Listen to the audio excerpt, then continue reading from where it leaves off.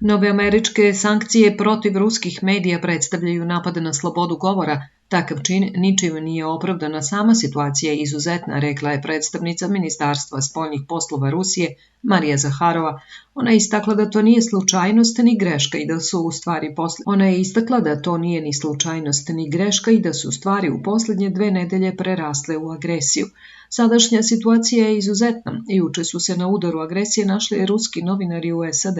Oni su bili podvrgnuti pravom terorističkom informacionom napadu kao korporacija i lično, rekla je Zaharova na medijskom samitu predstavnika BRICS.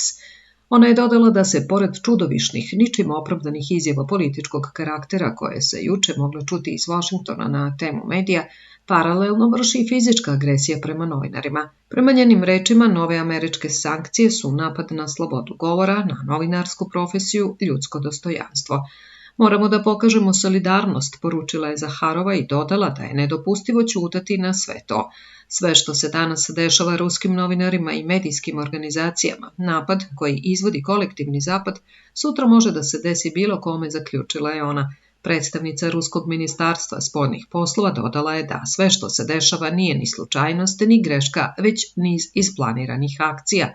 RT i drugi ruski mediji su bili na udaru SAD godinama, ali ovo što se događa u posljednje 2 nedelje preraslo je u agresiju, istakla je ona. Podsjetimo, SAD su optužile rusku televiziju RT da Ukrajina zbog njenog uticaja ne dobija dovoljno podrške u svetu i uvele su sankcije protiv medijske grupe Rusija se vodnja, čiji je deo Sputnik, i njenog generalnog direktora Dmitrija Kiseljova.